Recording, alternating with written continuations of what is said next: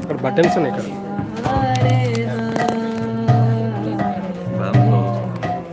Plug చేద్దాం.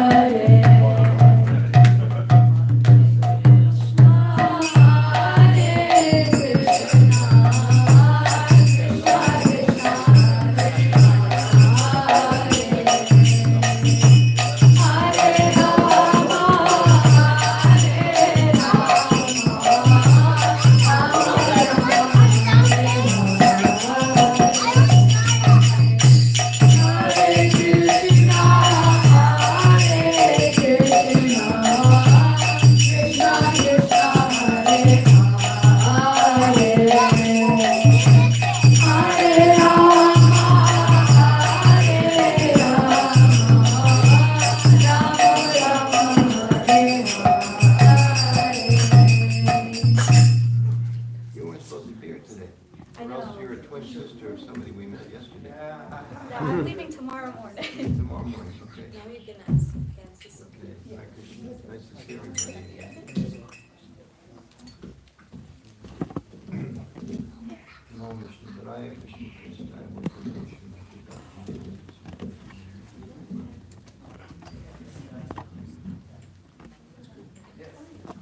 That's good today, thank you.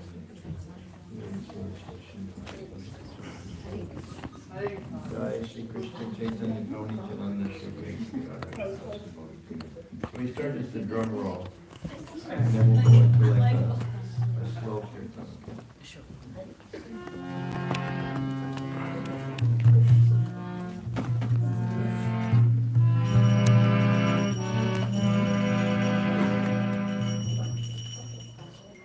Everybody's so far away. Are we gonna fill in this whole space? Yeah, come closer. COVID's over. There's 2 doctors in the house, if there's any problem. They'll take care of us. More doctors will come.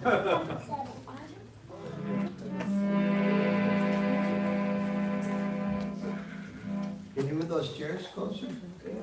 Come on, Why not? you guys want to go first? This is a big room, we gotta tighten up. We paid for the cheap seats. Sorry. Yes. Upgrade.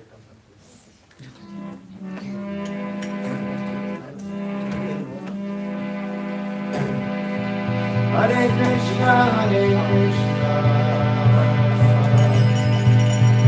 Krishna Krishna, Hare Hare, Hare Rama, Hare Rama, Rama Rama, Hare Hare, Hare Krishna, Hare Krishna, Krishna Krishna, Hare Hare, Hare Rama, Hare Rama, Rama Rama, Hare Hare,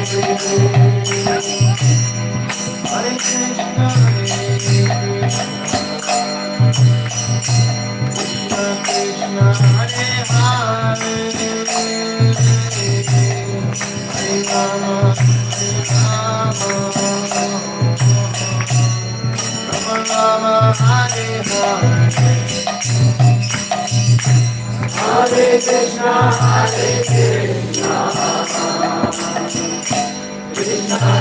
Hare Hare, Hare Krishna, Hare Krishna, Krishna Krishna, Hare Hare, Hare Rama, Hare Rama,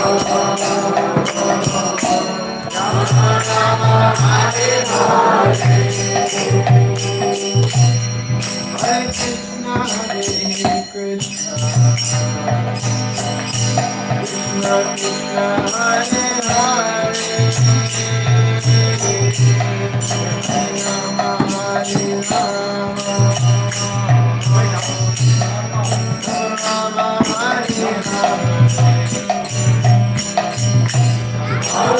Krishna, Hare Krishna, Krishna Krishna, Hare Hare,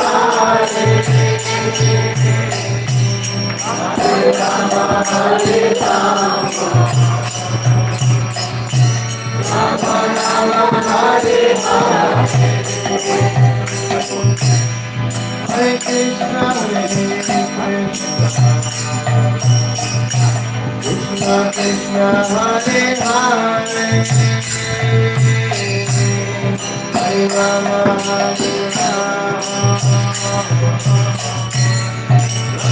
Rama Hare Hare, Hare Krishna, Hare Krishna, Krishna Krishna, Hare Hare, Hare Rama, Hare Rama, Rama Rama, Hare Hare, Hare Krishna, Hare Krishna, Krishna Krishna, Hare Hare, Hare Rama, Hare Rama, Hare Hare, Hare Krishna, Hare Krishna, Krishna Krishna, Hare Hare, Hare Rama, Hare Rama, Rama Rama, Hare Hare, Hare Krishna, Hare Krishna, Krishna Krishna, Hare Hare, Hare Rama, Hare Rama, Rama Rama, Hare Hare, Hare Krishna, Hare Krishna, Krishna Krishna, Hare Hare, Hare Rama, Hare Rama, Rama Rama, Hare Hare, Hare Krishna, Hare Krishna, Krishna Krishna, Hare Hare, Hare Rama, Hare Rama, Rama Rama, Hare Hare,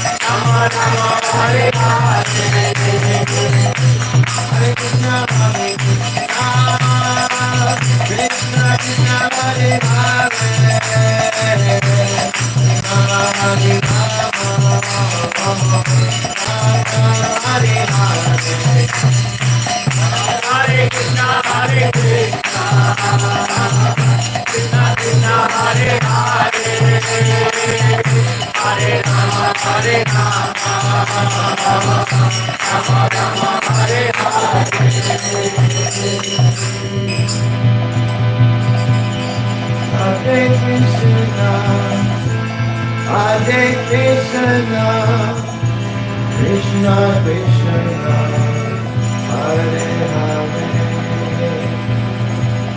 Hare Rama, Hare Rama, Rama Rama, Hare Hare,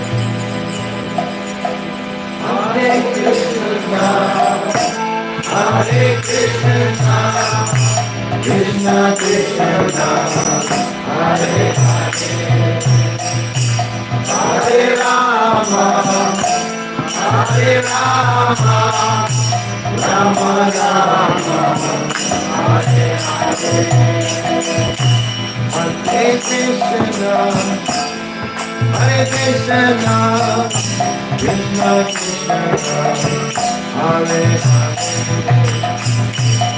Hare Rama, Hare Rama, Rama Rama, Hare Hare, Hare Krishna, Hare Krishna, Krishna Krishna, Hare Hare, Hare Rama, Hare Rama, Rama Rama, Hare Hare, Hare Krishna, Hare Krishna, Krishna Krishna, Hare Hare, Hare Rama, Hare Rama, Rama Rama, Hare Hare,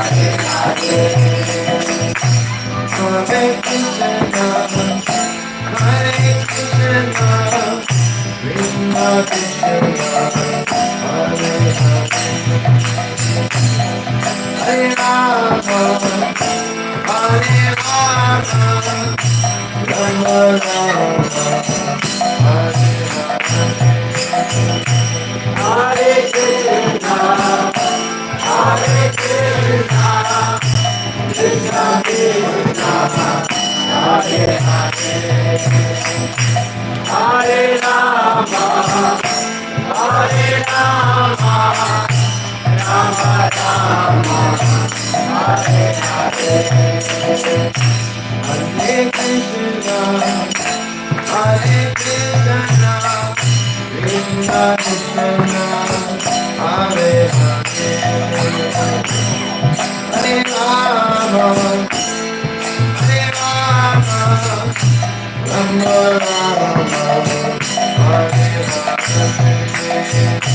Hare Krishna, Hare Krishna, Krishna Krishna, Hare Hare, Hare Rama, Hare Rama, Rama Rama, Hare Hare, Hare Krishna, Hare Krishna, Krishna Krishna, Hare Hare,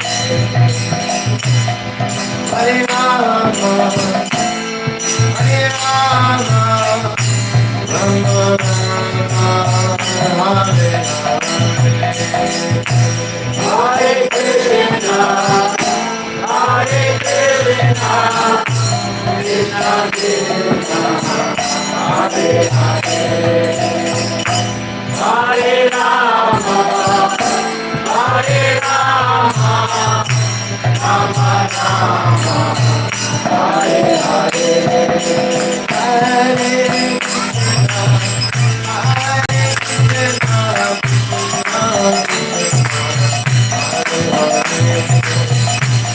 Hare Rama, Hare Rama, Rama Rama, Hare Krishna, Hare Krishna,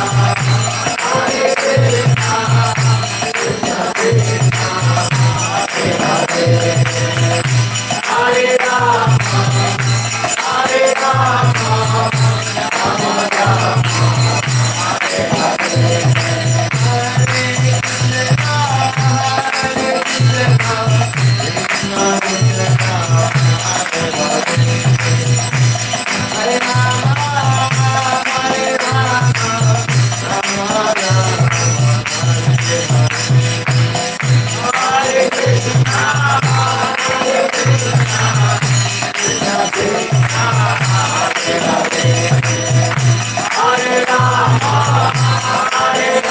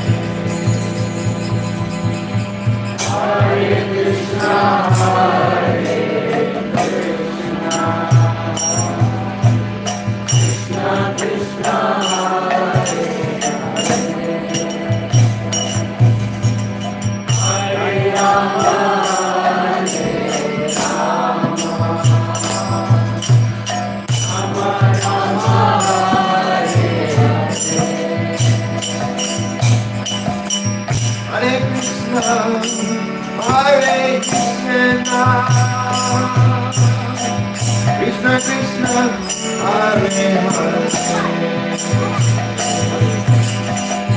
Hare Rama, Hare Rama, Rama Rama, Hare Hare, Hare Krishna, Krishna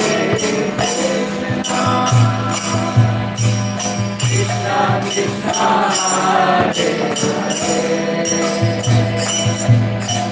Hare Hare Rama, Hare Rama,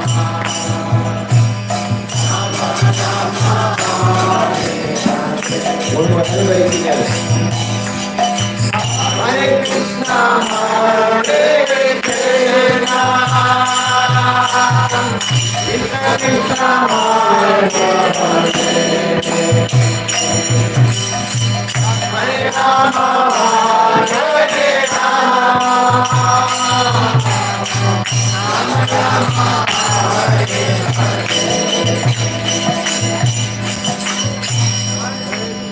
Hare Prabhupada King. Let's hear it for our drummer. That's the secret of any good kirtan. It's a good drum. It's a good kirtan. Shri Prabhupada King.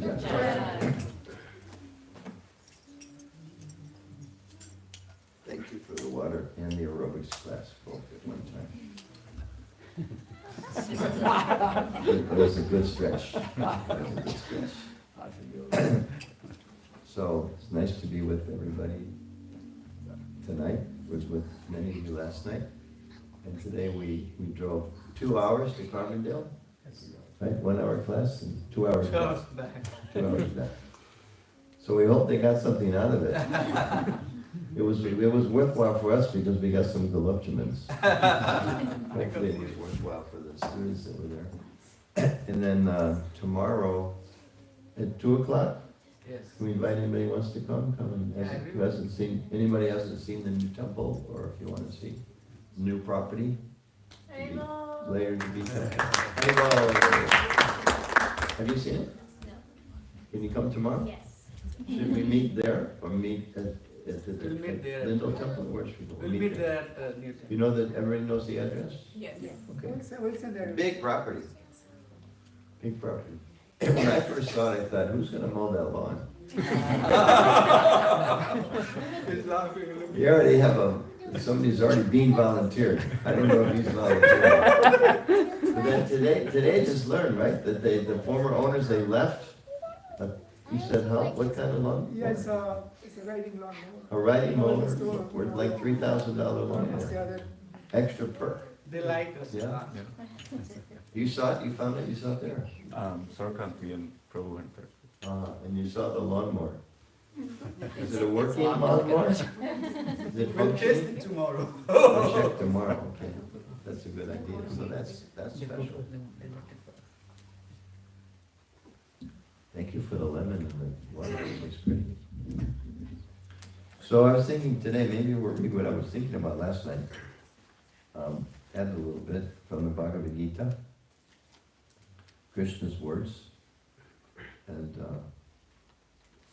just that in itself is pretty remarkable. You know, we're in this world. You know, I'll tell one of my favorite stories. I was a college student. I was studying political science. And I was trying to understand how can society be organized in a way that there's less suffering and more opportunities for more people. So we studied over 2 years, we studied Aristotle. Before that we studied Plato and Aristotle, and throughout the years, you know, Marx and Hobbes and Locke and Machiavelli, who had very interesting ideas about selfishness and so many different ideas. And my experience was there were some really geniuses had written all these treatises over the last couple of thousand years. But it seemed that my study led me to see that each of them, they started out their 500-600 pages, some of them wrote 20 books or so. They started out with some assumptions. You know, human life is like this. The first 20-30 pages, they say out these assumptions. So human life is like Marx, we're in class warfare with each other. That's his assumption. He doesn't really prove it, he just assumes that, that's the foundation of human society. And therefore, he develops this whole theory of, now called, Marxism or communism, whatever, based on that. When classes are struggling against each other, we have to undo that. And Locke, which is kind of the modern theory, at least in recent years, was that, we're individuals and we're in competition with each other. We need some minimal government restriction so we don't exploit each other. And then Machiavelli was a crazy guy. It was all about just take advantage of whatever you need to for your own personal gain, period. That's what matters, at least in the one book. Anyway, so at some point, at the end of my sophomore year as an undergraduate, I went to my favorite professor and I said, my sense, every time you sign these books, you read 100, 200, 400, 500 pages, we write some critique, some stupid 20-year-old undeveloped brain. We're supposed to critique the greatest philosophers in history.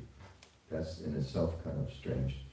But I've noticed that all of them, they lay out their assumptions, then they have their theories. So I can't argue with these theories. If their assumptions are correct, everything else, they're geniuses. How can I argue with that? Shouldn't we instead be discussing the truth of their assumptions? Isn't that what we should be studying? Not whether they're geniuses based on their assumptions. I can't critique these people. They're, again, greatest minds in Western history, at least. And the professor, my favorite professor, he looked at me, and he looked right in my eyes, and he said, we're not here to discuss truth. I was thinking, what am I paying you all this money for? That was my first thought. We're not here to discuss truth. So tonight, we're here to discuss truth. And we're very fortunate because, as Prabhupada writes in the introduction of Bhagavad Gita, he says, at least theoretically we should accept that Krishna is the Supreme Lord, and then test it. And a lot of times Prabhupada would say that the Krishna consciousness is science. There is a theory, and you test it in the laboratory. So where's the laboratory? The world. The world, yeah, and Our life. our life.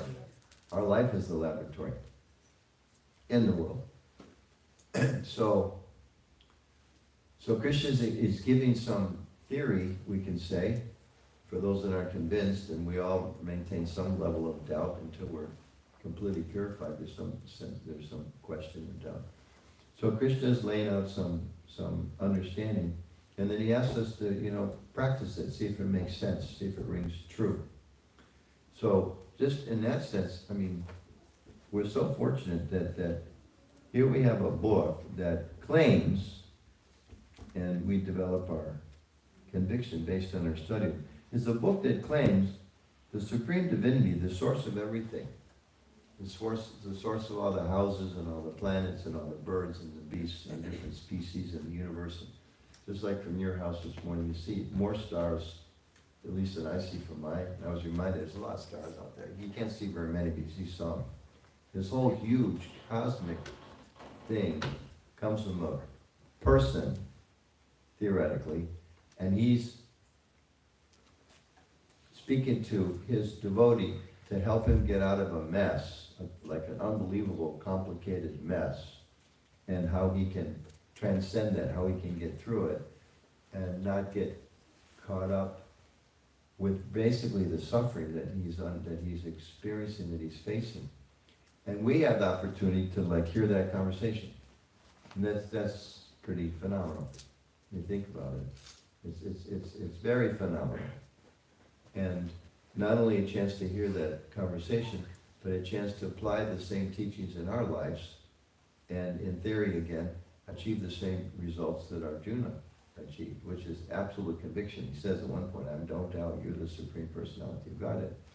I completely accept everything you say. All the sages have declared it in other places, and now I personally realize the truth of that.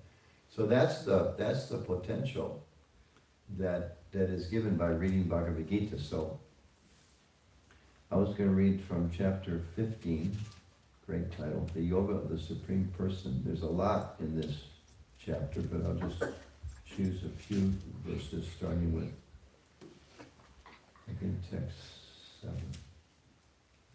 Yeah, text 7.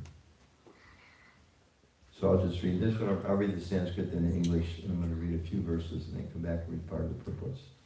Mamaivam sho jiva loke, jiva bhuta sanatana, mana shastrani indriyani, prakriti stani karshati. The living entities in this conditioned world are my fragmental parts.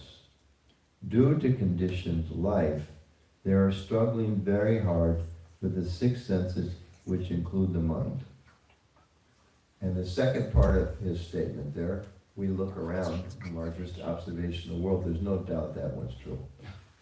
Right? He says, due to this life and the conditions of this life, the living entities in this world are struggling very hard with their six senses, which include the mind. That part we see, there's no question about that. The first part, he says, they're my eternal fragmental parts. Okay, interesting. We have to kind of study that one a little bit more to see, but the first one is so obvious to everybody. Then he says, Krishna says, the living entity in the material world, that's us, each of us, carries their different conceptions of life from one body to another as the air carries aromas. Thus he takes one kind of body and then quits it to take another. That's interesting because we talk with the students today about how we all have different types of bodies and we get a different set of senses, just like, is your wife here? Yes. Here she comes. Where's she? So she's very kind. So every time I walk in the door, she knows my set of senses and she says, would you like some homemade ice cream, Prabhu? And I say yes, very much so. Now, if she said, Prabhu, I just made a new batch of boiled okra, I would say, that's nice, Mataji. I'm very glad you made a nice batch of okra. I hope your husband enjoys it. It'll be a different response. And I'm sure there's some of you in the room, there may be some unfortunate souls here. When you heard the word ice cream, you think, oh, I don't like ice cream. And when you heard okra, you like okra. Just like where I live, I have a neighbor. We live in an apartment building, and we have like one neighbor where even when it's like cold, he wears shorts. And sometimes like I'll see him outside. I don't see him very much, but I'll see him outside and I'll say something like when it's 40 degrees out, I'll say something like, it's cold today, isn't it? He goes, oh, I love it. And I'm thinking, you know, where's my sweater, where's my coat, where's this and that. So we all have experience of that. Some people, when it's hot, they thrive. And other people, when it's hot, they'll tell you they hate it. They can't stand the heat. Their body is different, their senses are different. So we have to ask ourselves, I mean, we live in the age of computers, did we program, okay, what kind of body do you want next time around? Well, I want one that likes hot, because I want to live in a hot climate. And I like one that likes ice cream, and I like this kind of music. And we don't remember at least making those choices. But we're given a set of senses. It's a fact. I like certain things. I don't like other things. I like certain colors. I don't like other colors. I like certain sounds. I like you pull up at the stoplight in your car in a warm day when it's not so warm, your windows are down, and the car next to you pulls up, and you listen to their music. Isn't it? You stop at one stop sign, and you think, oh, that's horrible, put up the windows. Right?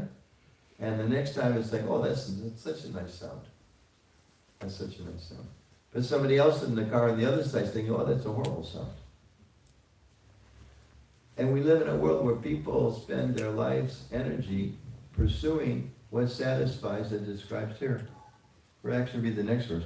The living entity, thus taking another gross body, obtains a certain type of ear, eye, tongue, nose, and sense of touch, which are grouped about the mind. He thus enjoys a particular set of sense objects.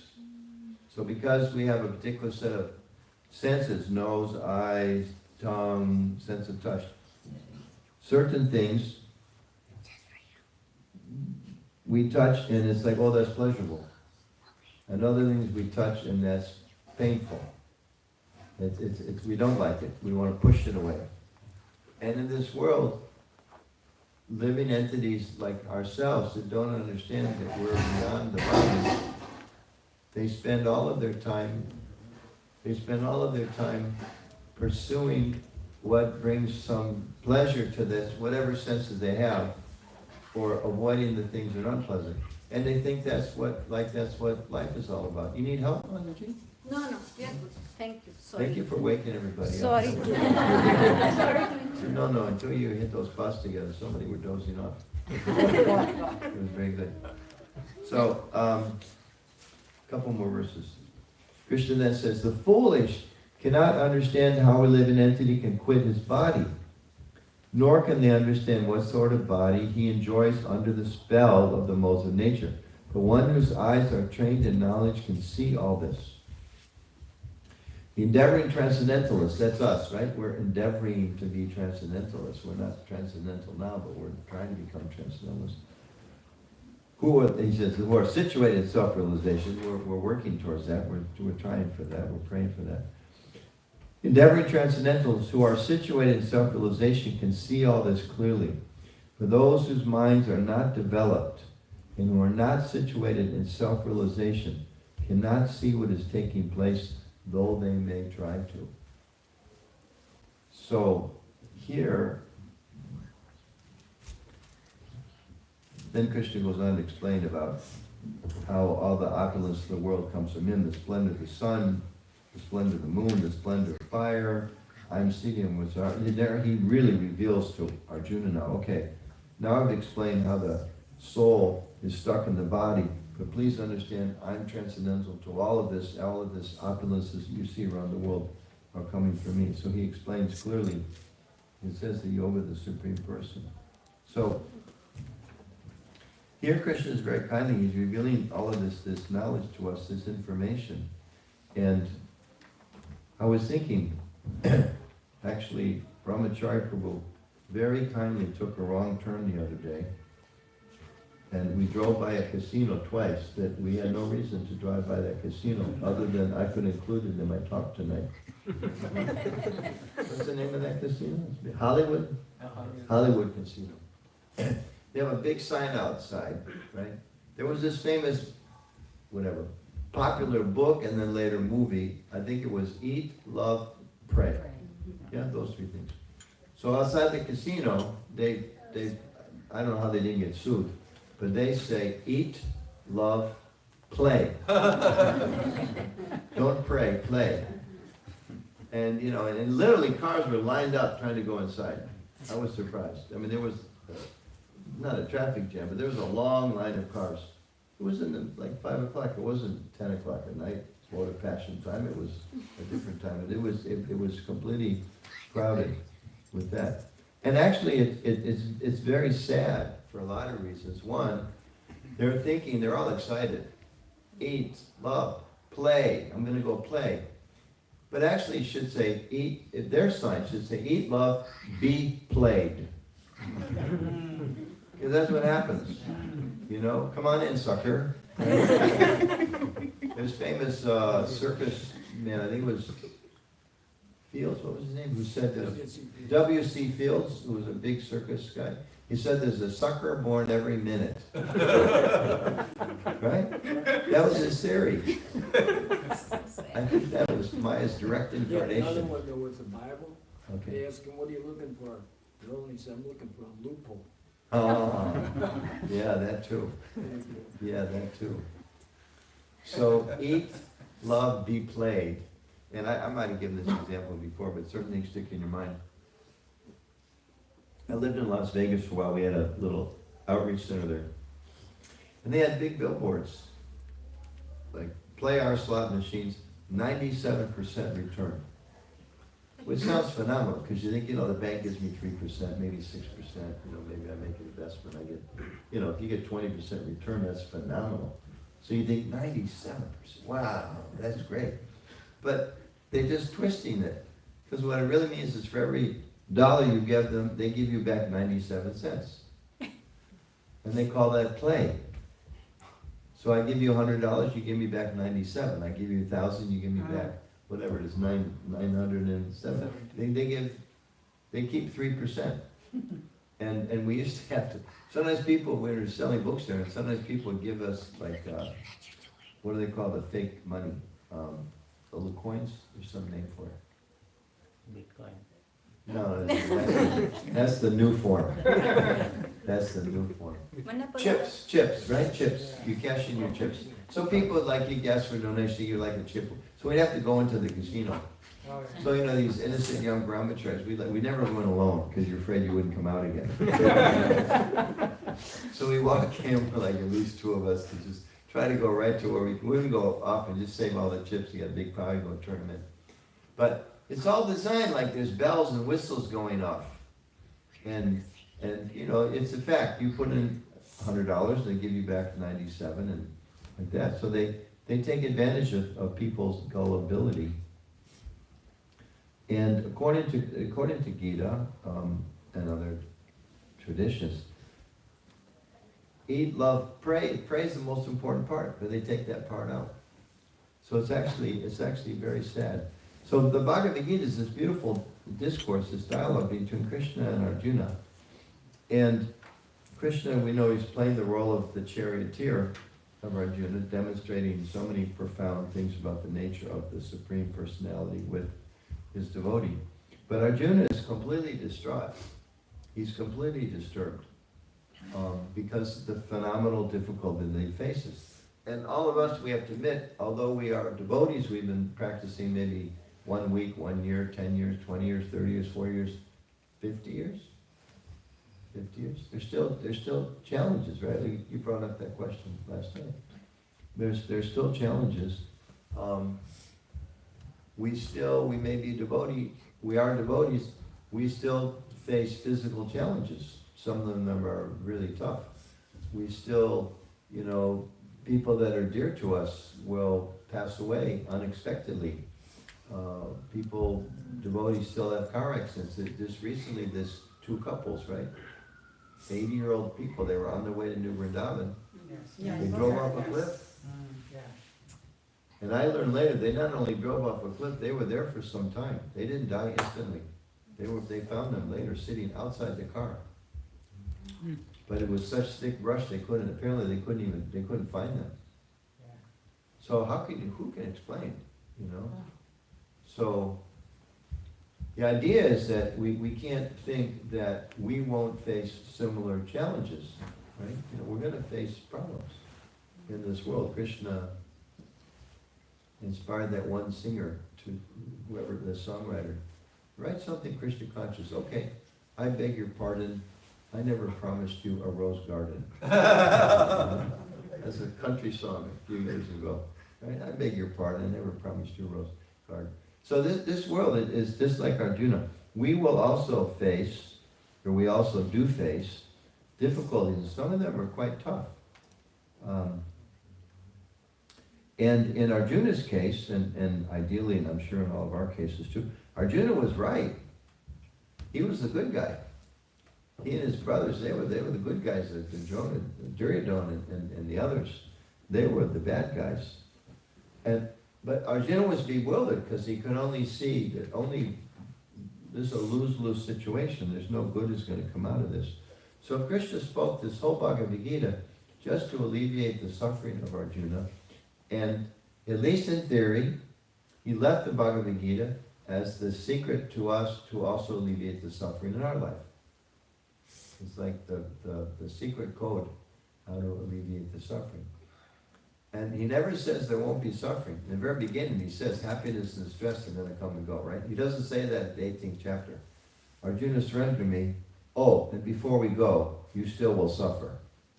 Right? That's not what he says. In the very beginning, Matra Sparshas tu Kunteya. In the very beginning, he says there's going to be some happiness in this world. There's going to be some distress.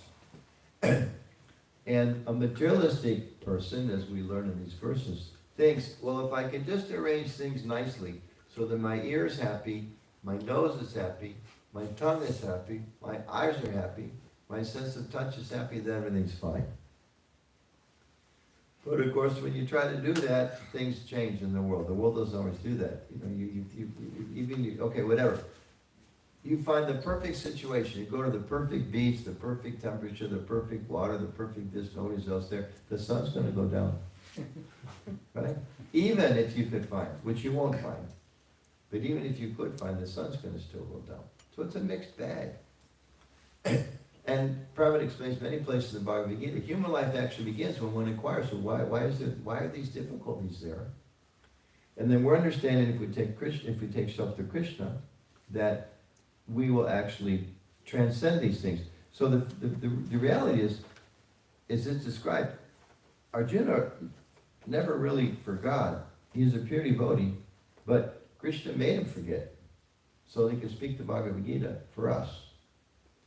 So we shouldn't really think like, well, the Bhagavad Gita is there to like alleviate Arjuna's problems. No. The Bhagavad Gita is actually there to alleviate our problems. And all the different doubts that Krishna is addressing, that Arjuna speaks or he thinks, they come out of the doubt. Those are actually there to like help address our doubts. So it's explained that a thoughtful person in this world also finds it a very confusing place. And sees that it's frustrating. There's just too many examples to talk about. So this inquiry, why am I suffering? Why is there birth, old death, old age, disease? All these things are there. So in these verses, Krishna is explaining that the basis of our problems, we all know, but we have to sink in. That we're not meant to be here. We're spiritual beings.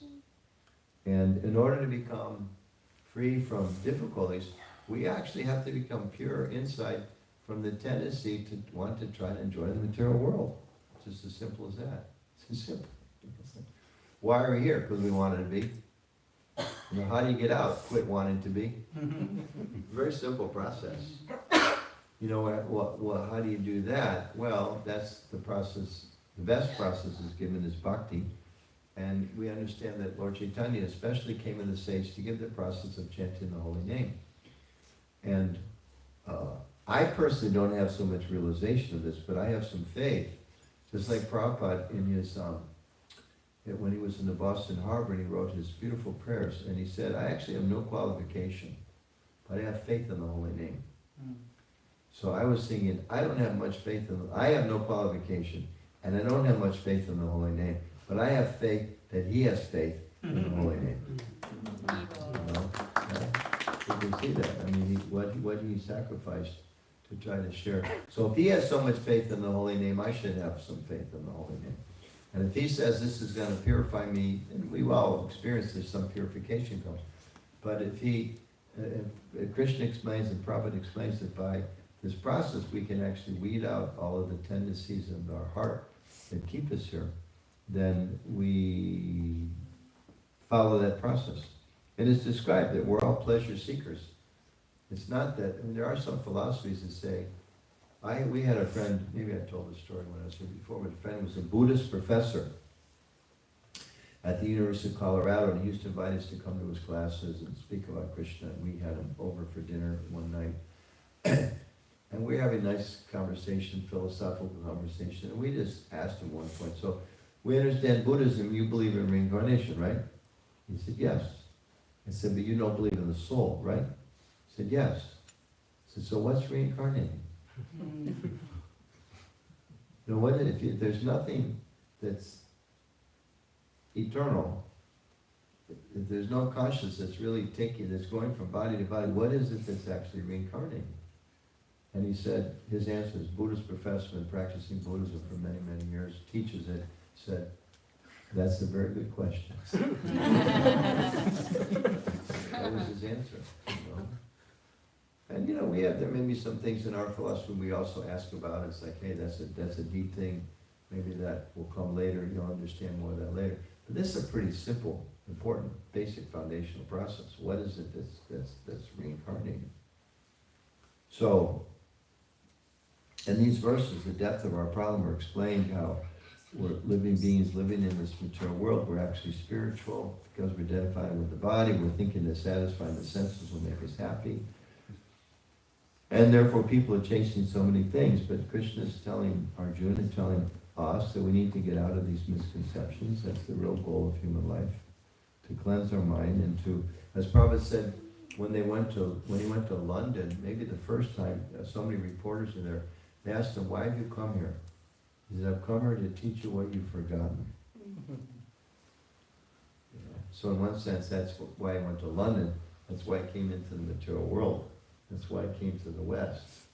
That's why Krishna sends his representatives. That's why Krishna comes again and again, to teach us what we've forgotten. So that in itself is a wonderful concept. That actually, we talked about this a little bit this morning, that, there are some philosophies in the world that either you're saved, or you're chosen, or you're something special, or you're not.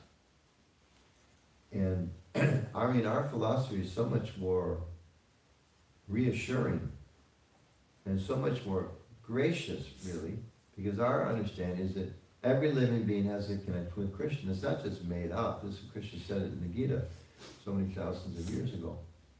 It explains that every living entity is eternal. Since the living entities of this world are mind eternal fragmental parts. Due to conditioned life, they're struggling very hard with the six senses, which include the mind. So he's explaining why we're suffering. He's explaining how we get out of it. And he's explaining that every living entity has that opportunity. So in devotional service, we're asking Krishna, right? When we chant the Maha Mantra, O Lord, O Energy Lord, please engage me in the devotional service. We're asking him, please wake me up again. Please let me realize that all of the things of this world, they're Krishna. If you're attracted to money, that's Krishna. Some people want power, that's Krishna. Where's the power come from? It's Krishna. Some people are attracted to beauty, where's the beauty come from? It comes from Krishna. Where's the strength come from? So we're attracted to Krishna, but we're mistakenly seeking his, what he describes as the inferior energy. So sometimes it helps to think, well, Krishna, so many things are distracting. But it's you, Lord. It's you that are distracting me through your material energy. I'm not attracted to something other than you, because it's all you. But I want to see you, like it says in the Upanishad, right? Please take away the covering so I can see your real face. Please help me understand you as the Supreme Person. And of course, Arjuna, same thing. In a different way, he told Arjuna, okay, I'm convinced. He told Krishna, I'm convinced. Now, I'm curious, can you show me your universal form? Then he says, well, that's pretty intense, thank you. Take it away, please. Can you show me your human-like form? Then he manifests in his Vishnu forearm form. And then he says, okay, well, I feel relieved seeing that. Can you please show me your two-arm form? Right? Can you show me your two-arm form? And Krishna shows it to him.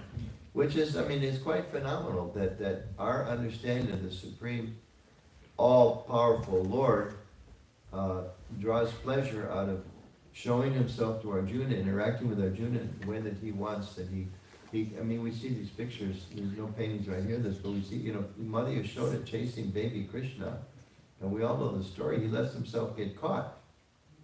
Like what? Like in the verse this morning was described, Uddhava was saying how he's so bewildered. Here's Krishna, the Supreme All-Powerful, but he's running from the battlefield. And, so many examples of that. He's a little baby, but he opens his mouth and the universe is there.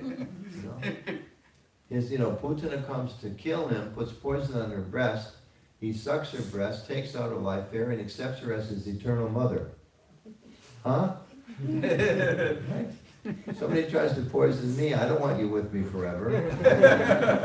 I want you as far away from me as possible. Isn't it? That's our conception of the Supreme Divinity as he reveals himself in the Gita, and even more so in the Bhagavatam. So it's just, we're so fortunate to have this wonderful opportunity.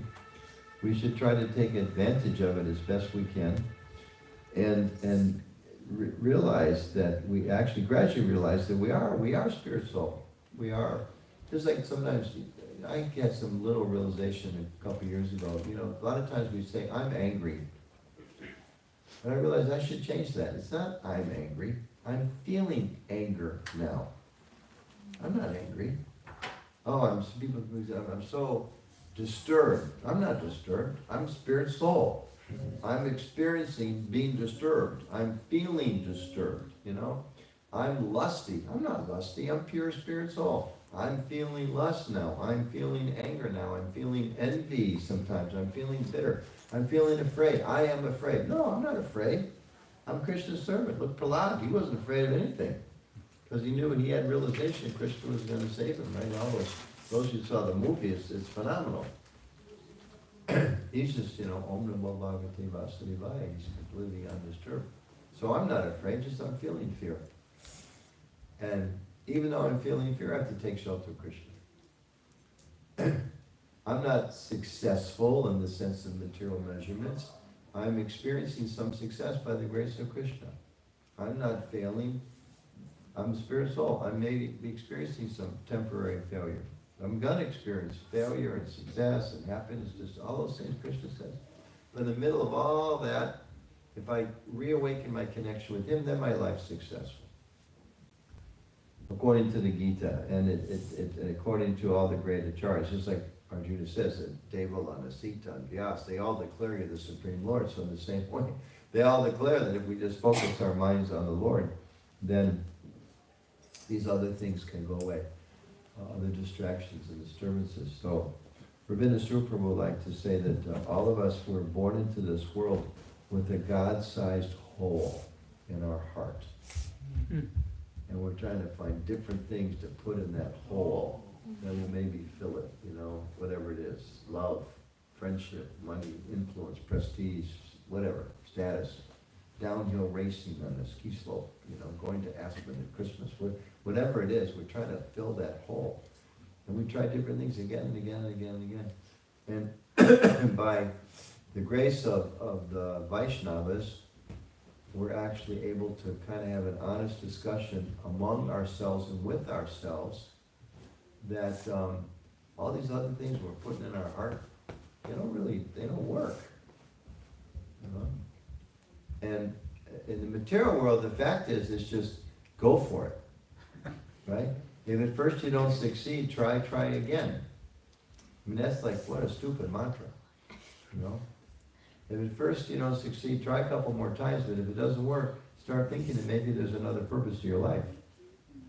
That's our mantra, right? So, there's one in the Lilamrita earlier, this explains Prabhupada in New York City. Somebody came to Prabhupada, was there for the program, and told Prabhupada, my mind, questions and answers, and says, my mind is very disturbed. Prabhupada said, chant Hare Krishna, and your problems will go away. And then again the man said, but what about my mind? What about my mind? And Prabhupada said, this is the medicine, chant Hare Krishna. The third time, he said, well, what about my mind? And Prabhupada said, I have no other medicine. I have no other medicine. So we see how the association, being a devotee, we're all devotees, we're trying to be better devotees, associating devotees, eating prasadam, chanting together, reading, coming to the temple, seeing the deities. It's such a nice addition to our life, even though there's so many difficulties that come. But we should deepen our faith and our conviction and our commitment to what Prabhupada taught us, that this chanting and this process of bhakti, this is the medicine. It is the medicine. And it works. I mean, we wouldn't be here if it didn't work. And it doesn't mean that other religious process or spiritual process have no benefit.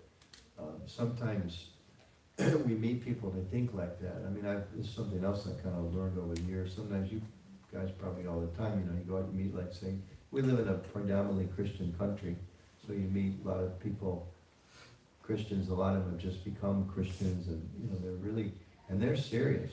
Their life has changed, and they just want to share with you. And that's really great, that their life has changed, and they want to share with me, and that just convinces me even more how Krishna's a magician, because he works in so many fantastic ways. I'm not at all threatened by their life change. I'm so happy to hear about it. Like I met a guy a few years ago at the Rath Yatra in Baltimore, and he had a t-shirt on that said, Jesus saves. And I started talking to him. He was there with his wife. And he was, I don't remember how we started, but anyway, I asked him, well, tell me about your life and about you, about how you became a Christian. So he explained that he was an alcoholic, or at least he said he used to drink way too much. He was cheating on his wife. His life was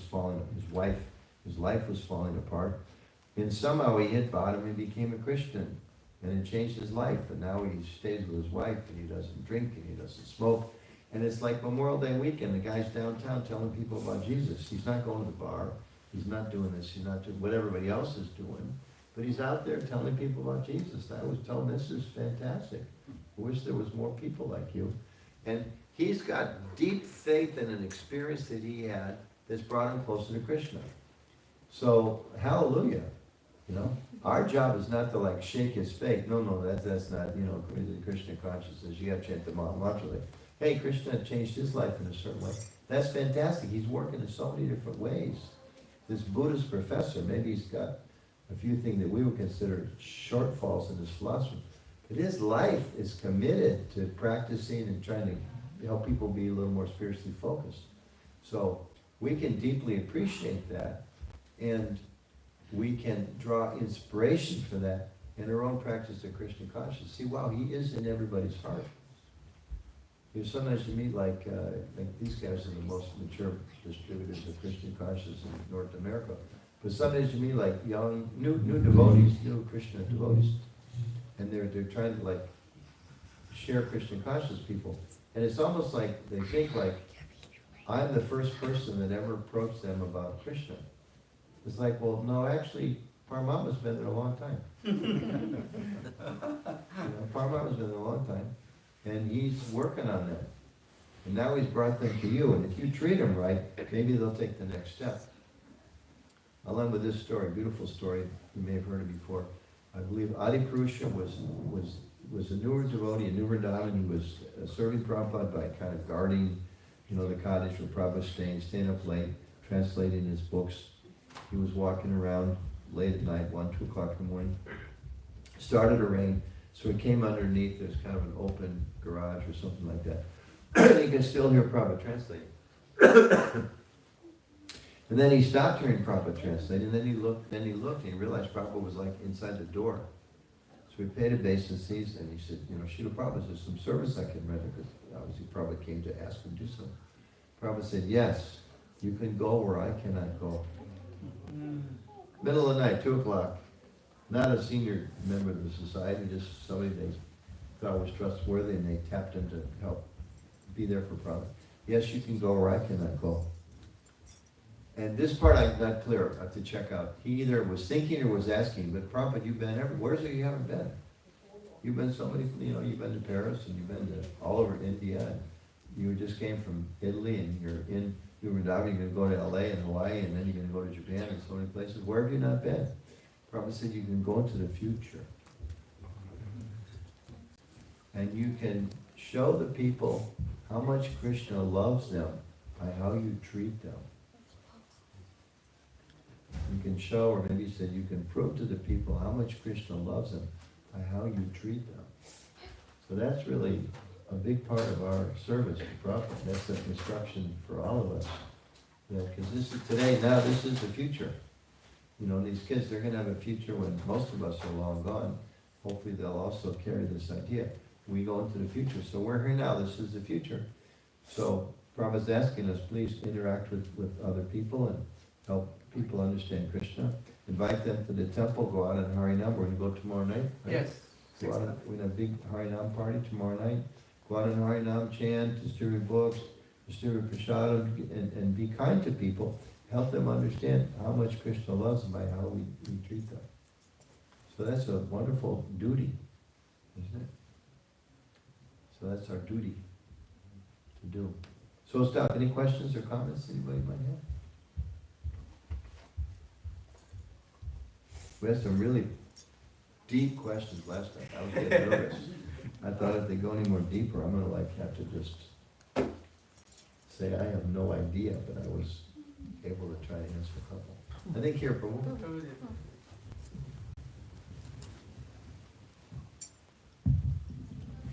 Haribol Maharaj. No, Maharaj. Prabhu's okay. My wife will get very mad at you. Haribol Prabhuji. So, you mentioned Krishna, the assumption from Bhagavad Gita, the assumption is that except the Lord, still Arjuna, you'll face the suffering and then experiment. Experiment is the life in the world, actually. So that experiment is to realize that, to get the realization that he is the source of everything, to prove this assumption. Yeah, that comes. We should follow because this is the path to become free from ignorance, free from suffering, free from doubt, free from delusion, free from these influences of our enemies, lust, anger, greed. We should do that. And simultaneously, as we will realize Him, because we realize our relation with Him, these other things fade away. So both things happen at one time. The negative goes down, the positive goes up. Okay? So it probably gives a simple example. It says if you eat a good meal, automatically your hunger goes away. You don't do it separately, right? So we become Krishna conscious, the problems of this world, at least our experience of them, goes down. The problems may still be there, but they don't affect us as much. Yes, Prabhu. Thanks, Prabhu. Prabhu, about the experience in Las Vegas, I have seen like there are a lot of Christian organizations also. They come and preach in the streets of Las Vegas. Everywhere. I've seen that. I've come back like that. So, was it effective? Like, Were you go there attracted? for something? Were you attracted? No, Were you attracted to their preaching? no, it is not attractive. Like, it is something. You didn't find it attractive. So, yeah. So we It's have, same thing like Times Square, right? Somebody is with a mic and yeah. shouting at people. So we have to make sure it's attractive to people. I mean, How was your well, experience? see, what happens is because they're so convinced, because they're all, I mean, ideally, there may be some people who are not very sincere, but let's give them the benefit of the doubt that they're sincere. They've had such a profound experience, they just are determined to like hit you over the head with it, isn't it? But the reaction of many people is it pushes people away. Yeah. So, we have to make sure we also interact with people that a way that attracts them. You know? Just like an example, this is something very practical for us as devotees. You know, one of the skills that we should learn in interacting with other people and with our own members is grief counseling, right? So some of us, all of us at different stages of life, we're going to lose some dear people, our parents, a brother, a sister, an aunt, an uncle, sometimes even a child. It happens in this world. Very, very, very, very painful. And sometimes as devotees, we kind of hear like, well, so-and-so's, let's say, father passed away. So I think I should go and preach to them, right? So Prabhu, first you need to understand that he's not that body. And actually you never were his son. And Krishna says in the Bhagavad Gita, those that lament are fools. Etc., etc., etc., etc., etc. Now, okay. That's not the time for philosophy, you know?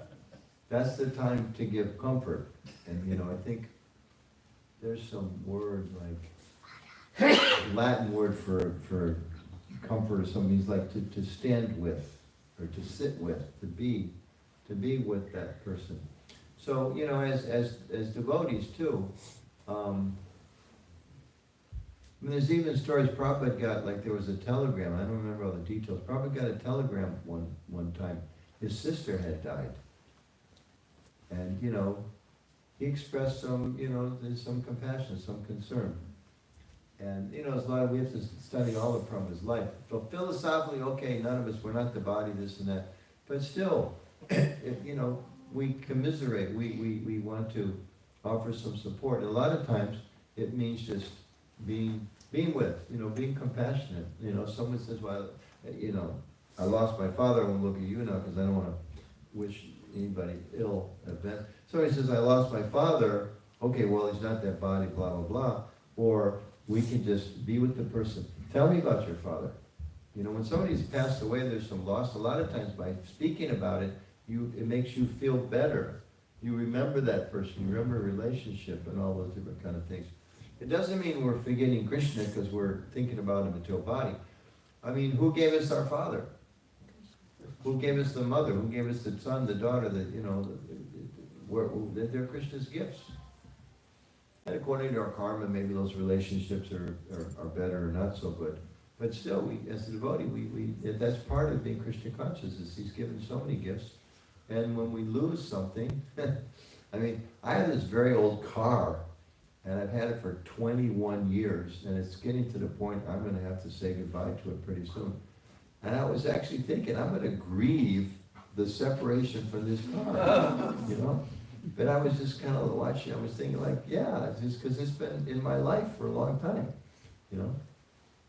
And of course, it's like, it's ridiculous, it's material conception, but I use the car for Krishna service, and it's the car I had, and like, it's gonna be a little painful, you know? We had a business, Krishna took away our business. It was like, Krishna, you're in control, this is your business, you can do what you like, but why are you doing this? You know? Okay, Krishna, I got it, it's your house, but you have to take it away?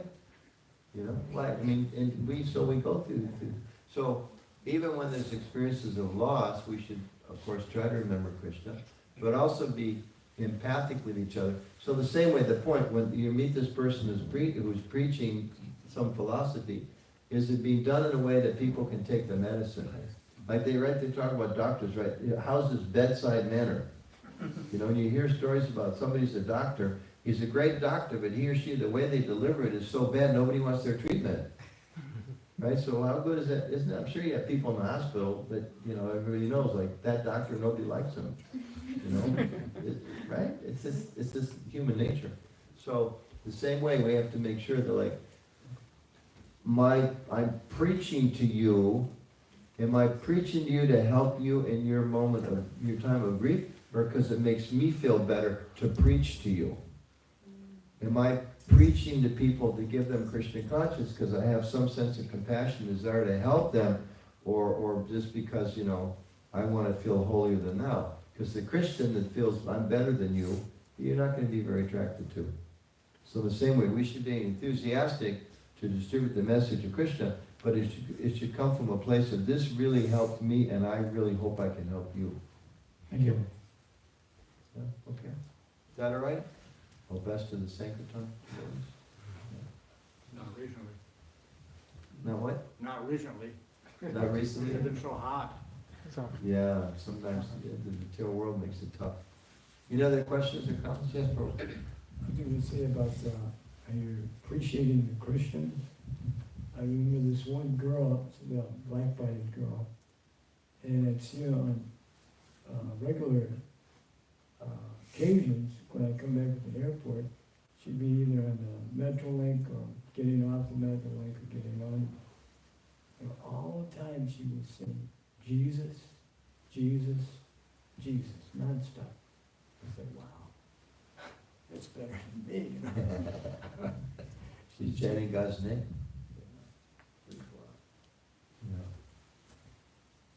Yeah, when Prabhupada went to Tehran before the revolution, devotees would tell him that they go out and they chant on the street. Sankirtan was okay then.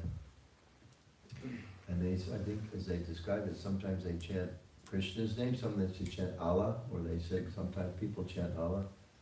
And Prabhupada said, that's very nice. And they said, but chanting Hare Krishna is better, isn't it?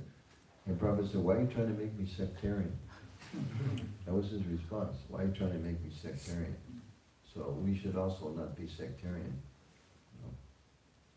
Yeah. Any questions from the ladies' side tonight?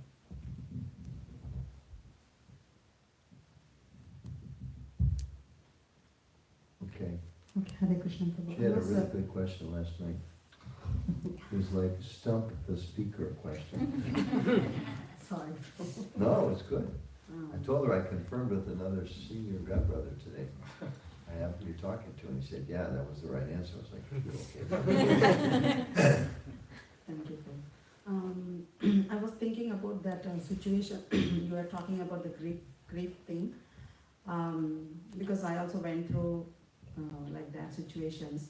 So I was trying to think about, you know, the emotions that we go through, the feelings, especially the emotions. Even though being a devotee and understanding not this body and all the philosophical thing is on one side, the emotions is on the other side.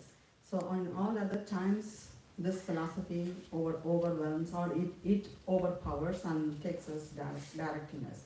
But in such a particular situation, suddenly the emotions takes the strongest role, the feelings, and then all this knowledge where goes down. I mean, it goes down means like, how to address this, like, even though we know that emotions is becoming the strongest thing and takes us at least for a certain period of time, and slowly then you come out of that emotions. Is that is due to because you started with the sloga, right? So because of the senses and mind, all the emotions, in how to overcome that part of that emotions. Even though this is like for the devotees, because non-devotees is totally different. As you said, that we have to first address the emotions. We cannot talk the philosophy, We have to look to it like, I mean, the lives of the previous acharyas are there to help us understand, right? We try to follow in the footsteps, right? We explain we can't imitate, we follow the footsteps. So as you're asking the question, I was thinking again of the Pandavas, and Arjuna, when Abhimanyu was basically murdered, right? It was against the rules of Kshatriya Dharma, the way he was killed. And he was totally distraught. And when he came back to camp, there was all these omens, and nobody would look at him, because he'd been off fighting some other part of the battle. He comes home.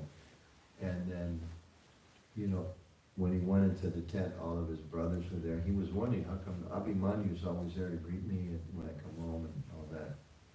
And then he was so distraught. And of course he became so angry, and then he made this vow that, what was his name? I'll kill Jayadratha.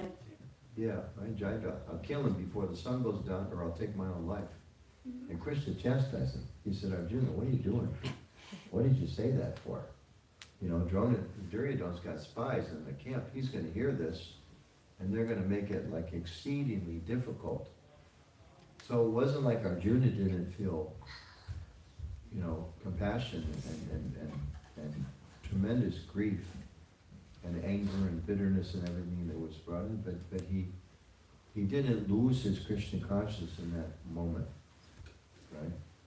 And if you read, like at the end of the Mahabharata, I was just listening to an interview between two devotee scholars, Radhika Raman and this other devotee scholar, about the chapter on the Bhagavad Gita with instructions by grandfather Bhishma. And they were talking about how after the war, Yudhishthira was completely distraught. Nobody could talk him out of it. Nobody could help alleviate his, because he blamed himself. So many people have died, all for me, just so I can get the kingdom. And then, Bhishma was able to console him at a certain point in time, but it took a long time. It's not like Arjuna said, hey, big brother, Bhagavad Gita, remember what Krishna taught me like a month ago? What's wrong? What are you lamenting for? You're a fool, according to Krishna. That didn't work. It was deep. Now, so I think, what does that mean to us? A big part, I think, what does it mean to me? It means I understand I'm also I will be going through some situations, not as difficult as that. But how can I try to keep Krishna in my life no matter what difficulties may come? How can I act as a principled person based on the vows that I've taken and my effort to try to be a Vaishnava? And even though the emotions, the disturbance may come and go, I know it'll pass. Everything else in this world passes by, right? Heat and cold, winter, summer season, Krishna says. They're going to go. And, I'm not a grief specialist by any means, but that, like anything else, we're devotees, we're sick, you go to the doctor. If your car needs to get fixed, you don't just chant Hare Krishna, you take it to the mechanic. So in the same way, sometimes we also need some professional help in these things. There's more and more devotees these days are becoming grief counselors and psychologists and therapists, and that's great. We need people like that. We need devotee lawyers and plumbers and everything else. So we can take advantage of people, that have that extra knowledge. But in the general thing, we should keep our relationship with Krishna intact. And just understand this world is a difficult place. There's going to be ups and downs. And okay, ultimately, Krishna, you're in control. And I don't know why you make everything happen. He never explains. It's not like even the Pandavas, right? Arjuna did not want to fight that fight. He did not want to kill his grandfather. He did not want to kill his teacher. That was his dilemma. I don't want this, Krishna. I do not want this. And then he argued with him. You're telling me to do it. I don't want to kill them. And he had so many different arguments. And then finally he realized, okay, it's a temporary place. They're not the body, all those things. I have to execute your orders. But it was still difficult. It was very difficult for them. We shouldn't think it wasn't difficult. We shouldn't think like it wasn't tough for Prabhupada to have those heart attacks on the ship. It wasn't tough for Prabhupada when he was here for months, struggling to try to push on this movement. So much so that he would go down to the Scindia steamship line and look and see when's the next boat going back to India. Right? And then he would, okay, I'll try it a few more days. You know? And so, yeah. It's not that becoming devotees means we don't experience the pain and the pleasure and all the emotions, but we try to be connected to Krishna. Is that okay? Thank you. Yeah. Any other questions?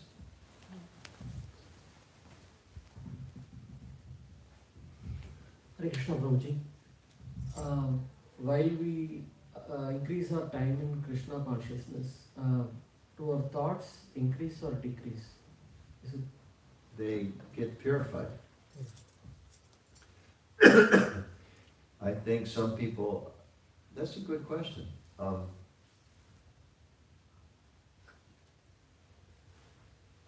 We know they get, we know, I'll tell you what we know, because it's directly explained. They're going to get purified. I don't know if there's like more thoughts or less thoughts. That's an interesting idea. I mean, some of us, at least in this body, our minds are racing all the time. So let's make them race for Krishna. And there's others of us, maybe the mind's not so busy, but we can, whatever thoughts are there, we can connect with Krishna. So the main thing is that we want to purify those thoughts, and we want to try to connect them with Krishna. And that's why, like with chanting japa, it's described, it's a bit of a tug of war. But the mind is going here, there, and Krishna says in the 6th chapter, wherever the mind wanders, we should try to control it and bring it back under the control of the self. And it's also described in the verse right there, the mind's our worst enemy. And it's not so easy to tame the mind. And Arjuna even says it's like trying to control the wind. The wind, how do you control the wind? We're like really small, the wind's really big. How can we control the wind? But then Krishna says it's possible by, different translation, but one, possible by constant effort and detachment. So we just have to continue trying, and Krishna will help the mind be purified. Is that okay? Yeah. Because like right now, we may think, oh, this mind is like, you know, and sometimes at least, probably all of us, it just tortures us. So we just want it to stop. And that's why some people are attracted, I mean, it's sad. Some people, they're driven so much unhappiness, distress, they take their life. Somehow stop the mind. But we know that's extremely unfortunate, because even one takes their life, they still, at least you get, it's not a good thing, you get a subtle body, and then you can't even act out the mental desires. So the anxiety doesn't make it go away. And just stop and, become like Buddhist philosophy, just merge into the void. That doesn't take it. We say, Krishna says, purify the mind, purify the thoughts. And then it's the same mind that's causing so much trouble, it becomes a source of spiritual realization and actual happiness, gradually. But we have to train it. And it's not so easy. It's like trying to train a wild monkey or something like that. It takes some time.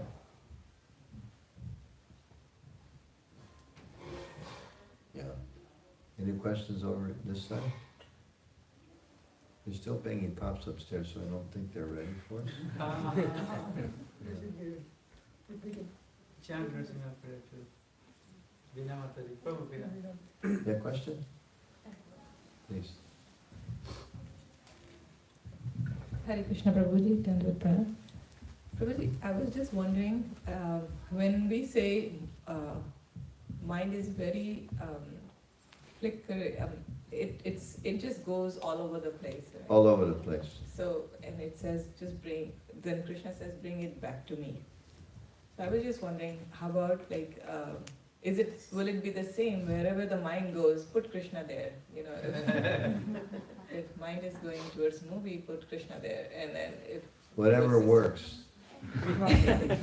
Your mind goes to Bermuda and you envision Krishna surfing on the Bermuda waves, okay, great, you put Krishna there somehow or other. You know, your mind goes to worry and you ask Krishna, please help me become free from worry. Yeah, it's whatever way to bring our fun. Rupa Goswami says, somehow or other connect with Krishna. Somehow or other. And that's why there's so many wonderful engagements in Krishna consciousness. I mean, some of us love to connect with the deities. I mean, where was I? Someplace recently, and they were saying it was Tawako Temple, I think. There was a lady, devotee there, who hadn't missed, she didn't live in the temple, she lived like, I don't know how many miles away. She hadn't missed seeing the deities one day, except when she was out of town, like on business or vacation or something. She hadn't missed going to the temple to have darshan one day in something like 15 years. Wow. That's pretty impressive, you know. So that's the way she's going to connect with Krishna. You know, so whatever it is, some of us, we may be more attracted, we love to read Shastra. Some of us love to cook. Some of us love to dance. Some of us love to sing. Some of us really like, you know, doing different types of services. When you check, whatever that is, do that service for Krishna. Right? All that you do, all that you eat, all that you offer and give away. Krishna says, do that as an offering to me.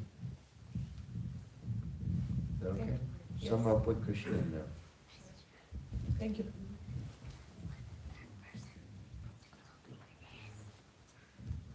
I was just thinking when you were talking about how we get so many different problems with the body. There was one time when Shama Sundar was talking to Prabhupada, and he asked Prabhupada, do you have a cold? And Prabhupada said, I've gathered everything, but I don't have anything.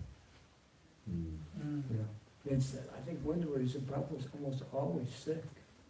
He always had something wrong. Physically. Didn't But he said, I don't have it. distract him. Because he's talking about the soul. Yeah, that's nice.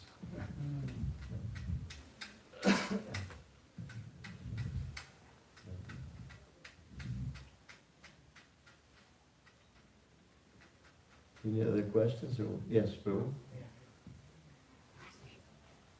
By the way, on behalf of everyone, thank you very much for hosting us. My question is not related to today's topic, but can you comment on praying in different modes? Praying in different modes. Yeah. Well, described in what Bhagavatam, what canto, that there's devotional service in the different modes of nature. You want to explain? You know some more about that, maybe? No, I don't recall too much what particularly the Shastra says about that. Other than we should just pray. Don't give up. You know, whatever. I mean, who knows? You probably read it more than I have. Just share some, please. You want to give him the mic? Right. Devotional service, the mode of passion has certain qualities, the mode of goodness has certain qualities, the mode of ignorance. So we Krishna should be does aware of it and do better, yeah. Krishna does talk about that in Bhagavad Gita, and he says that worship, which is in mode of goodness, sometimes leads towards demigod worship, and then the passion is basically worshipping forefathers or somebody who is in the heavenly planets. And ignorance is worshipping satans and hosts and dead living beings. So that's how he says. And worship of Supreme Personality of God, Krishna, is beyond guna. Ragunya Vishaya Veda, Nasta Gunya Bhavarjuna. So this pure devotional service is beyond ignorance, passion, and goodness, which is Shuddha Sattva. That's why many times it's being recommended by our Acharya that if you want to firmly situate in pure devotion, at least come to the stage of goodness and stay there, and then you can start entering into the Shuddha Sattva, pure goodness, and stay there. there are. What about that section on the Bhagavatam, which specifically talks about devotional service and ignorance and passion? Do you remember some of the qualities described?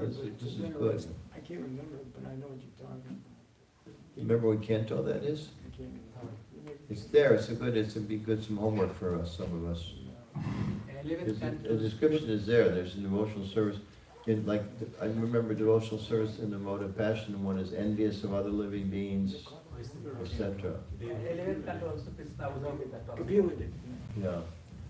It's something we should study because it's a good question, because we're practicing bhakti and we want to make sure that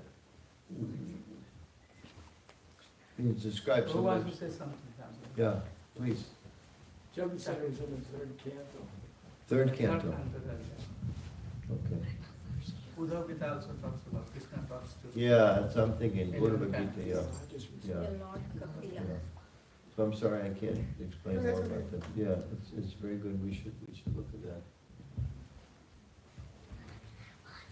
I mean, in general, the principles, we should be self-reflective. And we should want to study that. How is my bhakti? Am I actually practicing? Am I making an endeavor towards a higher level of what I'm supposed to do? Yeah, thank you. I'll have to look that up now. You're looking, Mataji, in your phone? Yes. You're doing database? You find anything yet? No, not that. Okay. This explains a lot, Kapila. My Lord Kapila talked about. Okay. What's he saying? Do you see that? Yeah, devotional service executed by a person who is envious, proud, violent and angry, and who is a separatist is considered to be in the mode of darkness. Okay, that is this. Okay, so what is envious, violent, proud, and angry. Angry. It's a mode of ignorance or darkness. And Okay. the worship of deities in the temple by a separatist with a motive for material enjoyment, fame and opulence is devotion in the mode of passion. Okay. When a devotee worships the Supreme Personality of Godhead and offers the results of his activities in order to free himself from the inebriaties of fruitive activities, his devotion is in the mode of goodness. Nice. So actually, going back to your, Thank you. you this morning. Third canto, what chapter? Kapil To- with Mother 29. 29. 329. So actually, So in research, we can all go back and read more details and read the purport. See what Prabhupada explains that. Thank you. so you alluded this actually in the morning, Srimad Bhagavatam. That, Oh, you were there this morning? Yeah. Yeah. So, like what you were saying, that if you are a pujari is doing the puja and the or doing the deity service, and suddenly he walks out and he sees something like on the floor. It's not his duty to really get that something from the floor and put it in the bin. He just walk away. This is like most pujaris do. That they think, okay, their service is just the deity service. Nothing else is their service. I think you alluded to that you be so humble that service is service, no matter you picking something up from the floor in the temple room, which is dirt, or you are doing really a deity service. And it's hard to do that if our sense of who we are or our status is based on some external. As you were speaking, I was just imagining, what if Prabhupada had come and he said yes to certain things that needed to be done, but the other things he wouldn't do?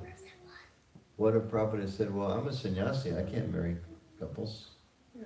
Or, I'm a Vaishnava, whatever, that's not a good term. It's Vaishnava, we should do everything.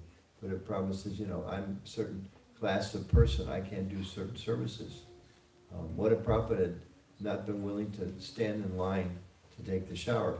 What if Prabhupada had not, we know, like the first wedding, I think the first initiation too, Prabhupada set it all up, they all left, and Prabhupada cleaned up afterwards.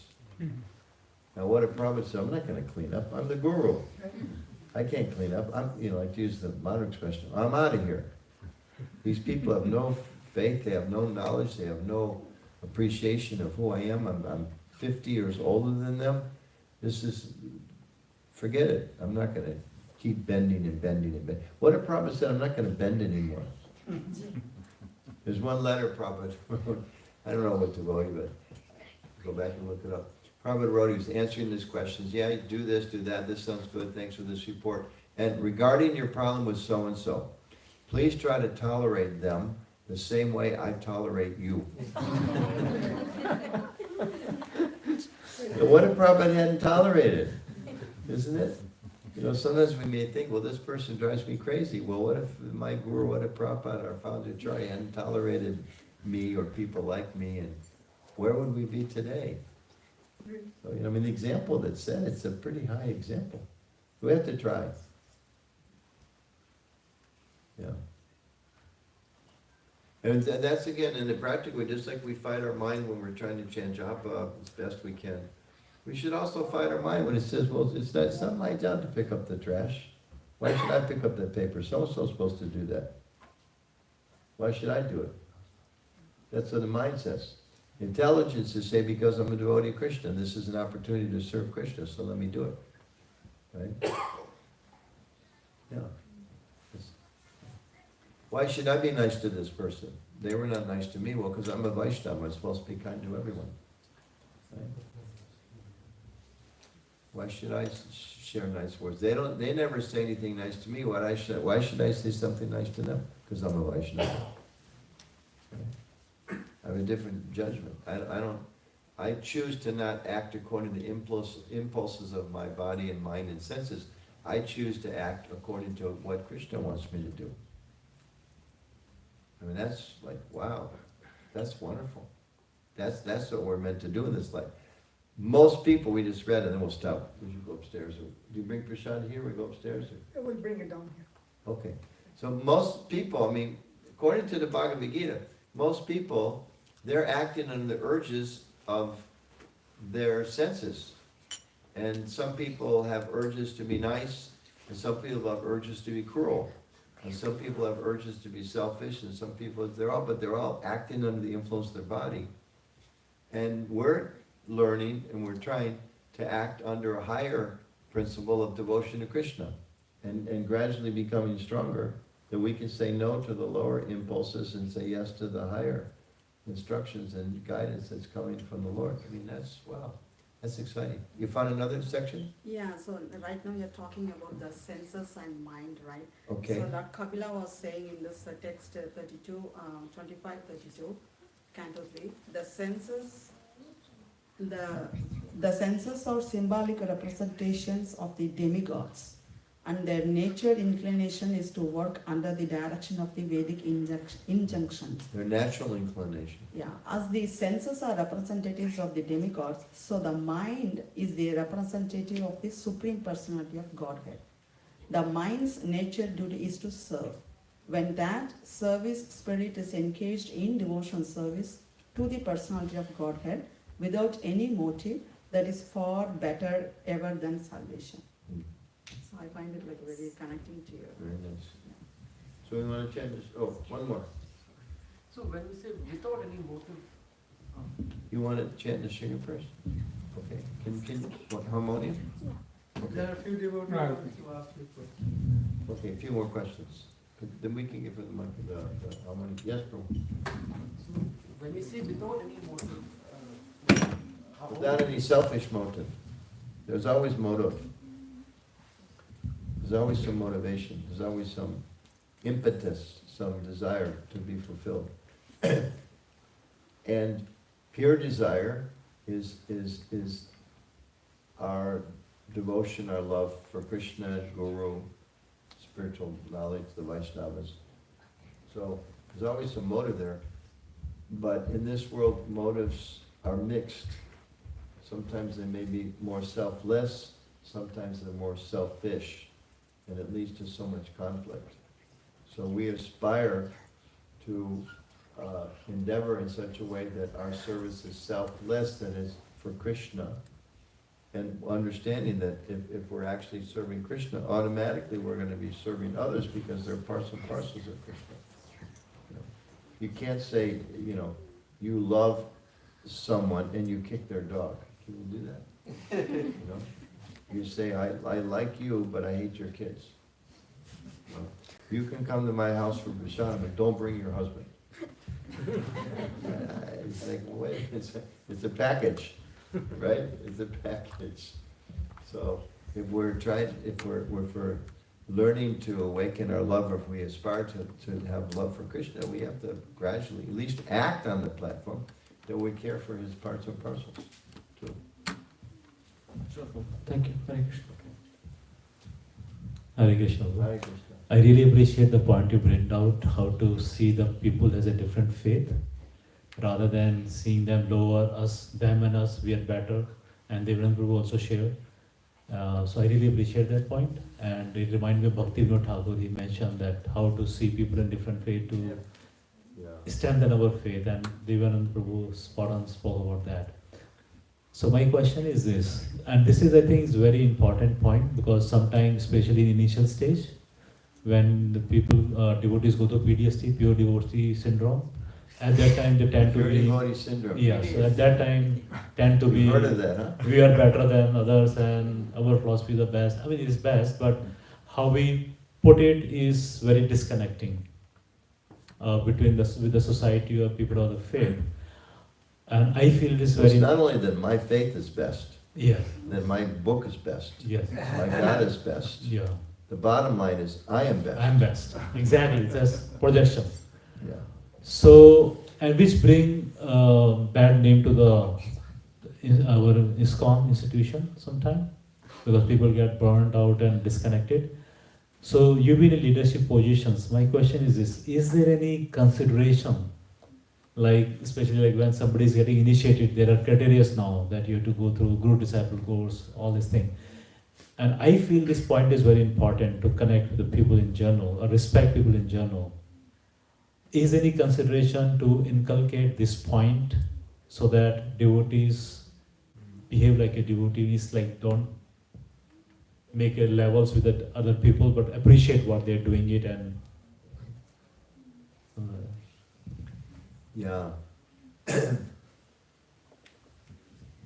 Well, I think it's as far as like before initiations, there's no rule, but it's kind of understood you should have studied Bhagavad Gita for a while. You studied Lilamrita for a while. You should have lived with devotees, and through that process you're gonna come up against your false ego and have to act in a little humble way. So, you know, there's some discussion.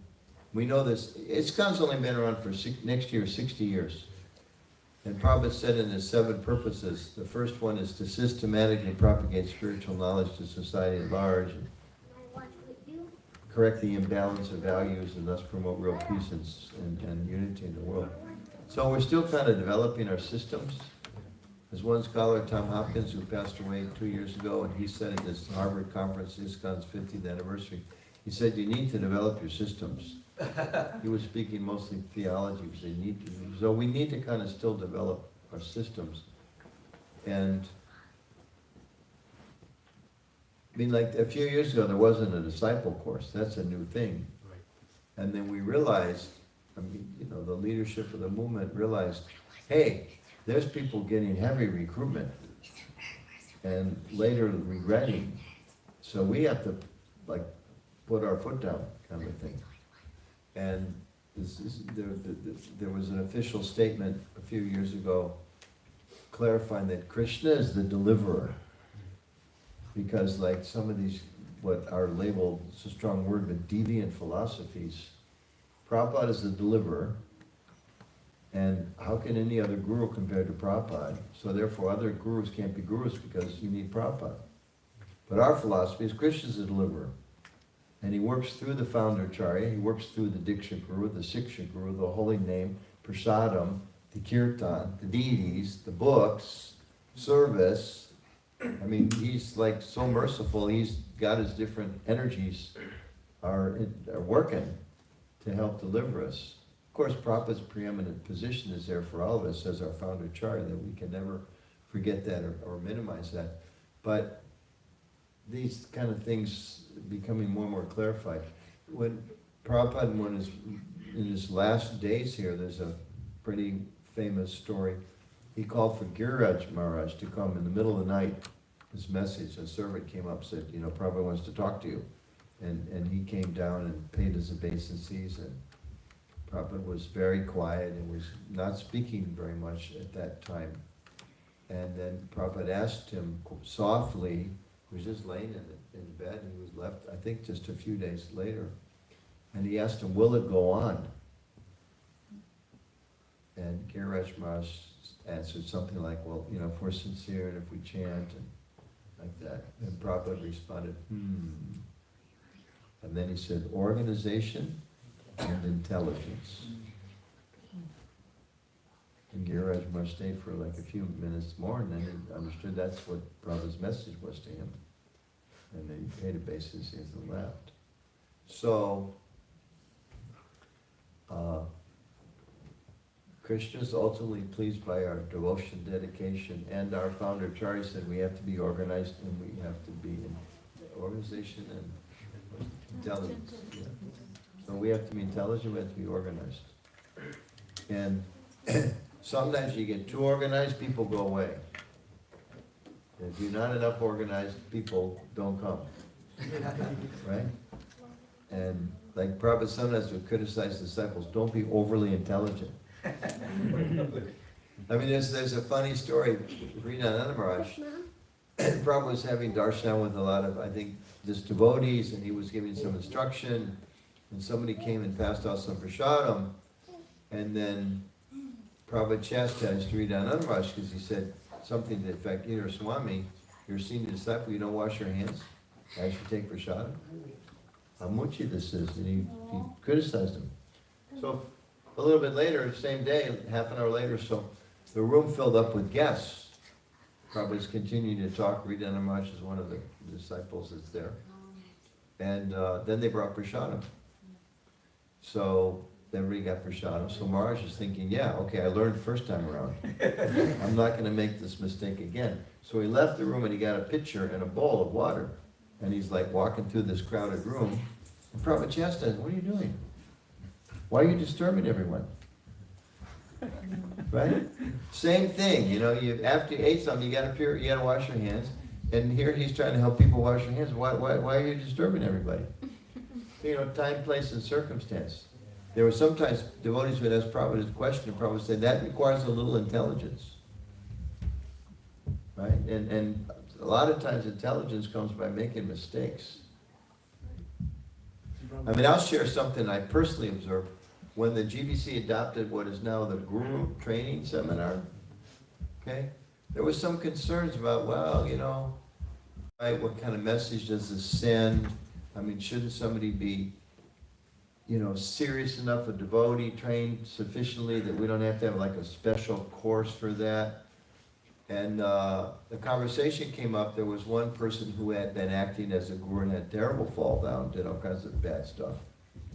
And the GBC was talking about this person and what to do and how to deal with it. Went on for, I don't remember, an hour and a half, 2 hours or so.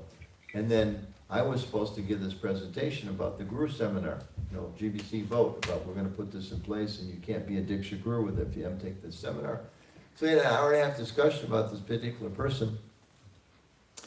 And then someone came up to me and said, that went longer than it was supposed to. It was only 15 minutes until prasadam. We need something to be discussed fast. Do you think you could talk, we want to use our time efficiently. Can your talk be done in 15 minutes? I said, oh yeah, And I remember, again, it wasn't my proposal, but I was just one of the people that helped put it together and was asked to make the presentation. So I said, as we can see from the last 2 hours, we have a problem. And we need to correct it. And this is a system, this is something that's been put together to help our society worldwide. And, it's been discussed before and blah, blah, blah, blah, blah. And we should have a final vote. And we have a second proposal. And I think it might have even been a unanimous vote. So time, place, and circumstance, we kind of had to learn the hard way like that. So ideally, we don't want to learn things the hard way. But at least when we go through the hard way, we should learn something from it, So, our movement's predicted to last for thousands of years, so we're always gonna be making improvements and corrections, and it's not that it's static. We can't change the founding principles, but we have to adjust. Prabhupada said time, place, and circumstance. So I think it's time to take prasada, the circumstances dictate that we should eat something, and the place is upstairs. Right? Well, do you want to chant the Sringer first? Can you just do it one time? Just each line one time? Okay. Thank you for all these nice questions. Very nice.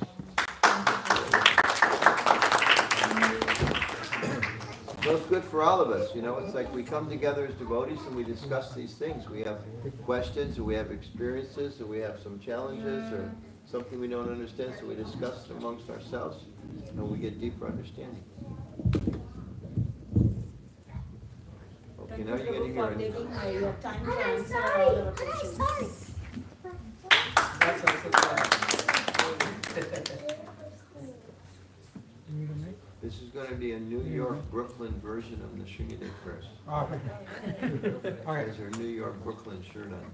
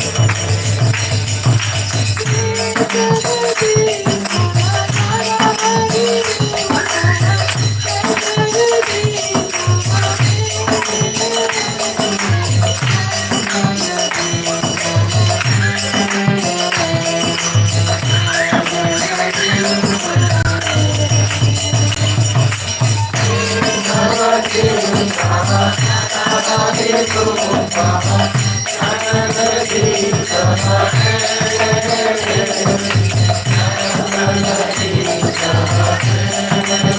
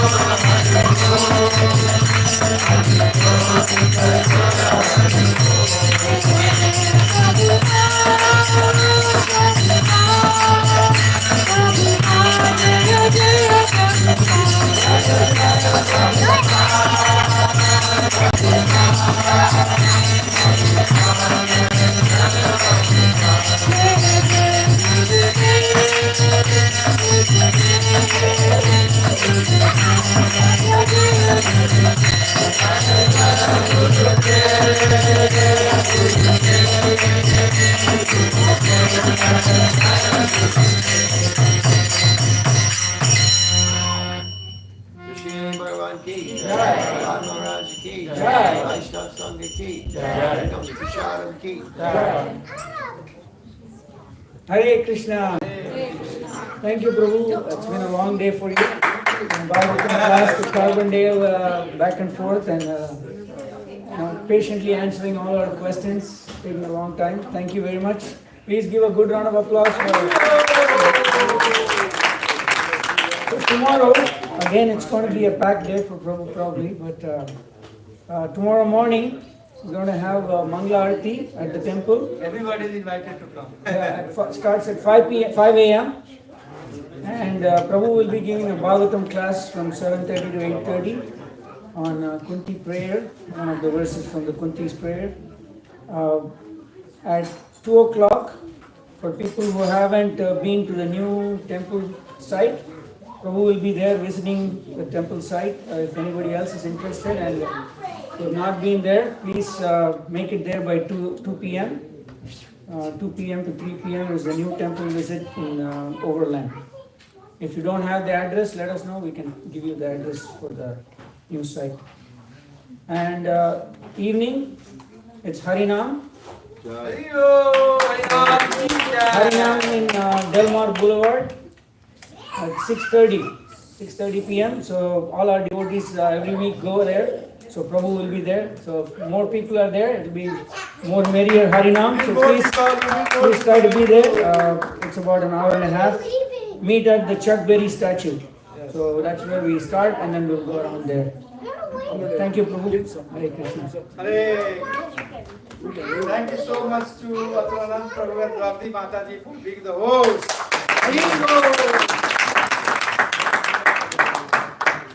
Thank you so much, Prabhuji, for coming here.